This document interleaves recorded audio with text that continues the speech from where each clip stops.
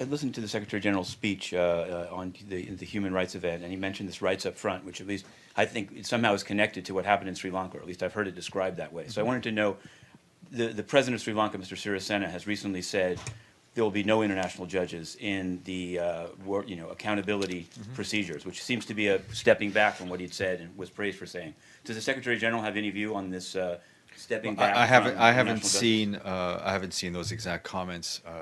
There are issues between the international community and Sri Lanka, and agreements to ensure accountability, and we hope those are followed. And also in Sri Lanka. I'll come back to you, Mr. Lee. Sure.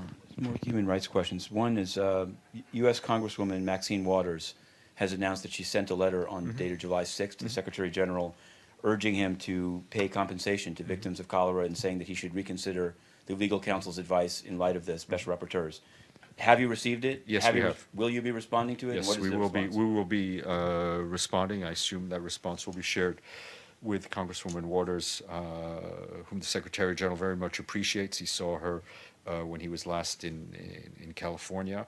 And then we'll see what we can share with you. But again, I think I would refer you back to what the Secretary General said in terms of his feeling towards Haiti when he was in Haiti last, and he met with victims of cholera, and of course our ongoing efforts to get funding for water and sanitation programs in Haiti. Right, but she's talking about compensation. I understand. Okay, I wanted to ask you this. I've been meeting for a couple of days. It's about UNCTAD, but it really is about the Secretary General and Omar al-Bashir. I'm told, now maybe you can confirm or deny, that the leadership of UNCTAD, there was a dispute about whether the deputy, Mr. Reeder, should go to represent UNCTAD in Sudan and meet Omar al-Bashir. Told that the USG, Mr. Kituyi, claims to have said that he spoke to Ban Ki-moon, who said it would be fine for an ASG to meet with Bashir. Is that true? And if so, how is that an essential contact of the type that the ICC describes? I don't know. I'm not aware of a meeting or of a phone call that may or may not have happened. Right. I think the rules that are to be followed of contacts between UN officials and people who've been indicted by the ICC are clear, and those rules have not changed. And you can't. I mean, UNCTAD meeting with Bashir would not comply with it. I'm not going to speculate into meetings that I'm not aware of. Okay. And Okay.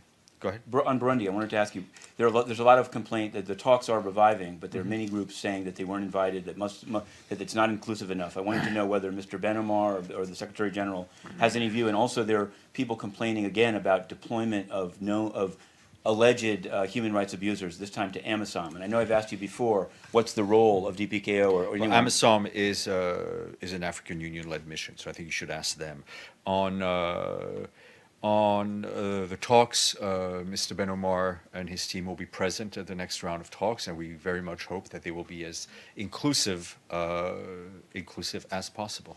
There's now a trial date in the Ng Sen case, and I wanted to know, there's also a date for what's called a Curcio review that will involve, I'd ask Farhan this, South News. There's specifically named as part of a review of whether the lawyer... Nothing new on South News. Mr. Philippine group is proposed that somehow the UN get involved in this with a, quote, maritime peace zone, and the UN stepping in to administer disputed shoals and artificial islands. Is that something that, to your knowledge, the UN... I think, as I said, the Secretary General has consistently called on all parties to resolve their dispute in a peaceful and amicable way through dialogue. And I think while the dialogue continues, it's important for states to exercise restraint on the conduct and contentious activities in the South China Sea.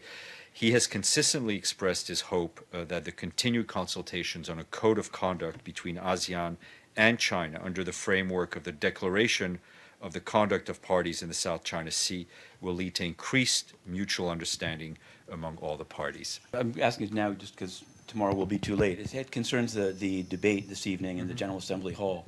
I wanted to know, I made a request, I guess, to the spokesman for the PGA, but to whom does one direct a request that there be a UN TV camera and a stakeout established outside? And in connection with that, what is the relationship between the UN, DPI, UN TV, and the event? I was told by somebody in that chain that the footage the UN somehow either doesn't really own or can't distribute. No, the UN, the meeting,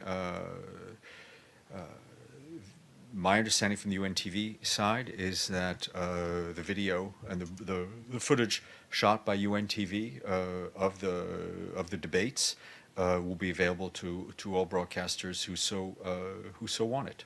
But there's supposedly an agreement for this thing, and I'm wondering, was that the type of agreement that can be made public to understand more clearly? I don't. That's a question you need to ask DPI. But the point is that there is not this is not any broadcaster who wishes to access the video shot by UNTV in the General Assembly Hall during this debate will have access to it through United Nations Television. And what about a stakeout outside?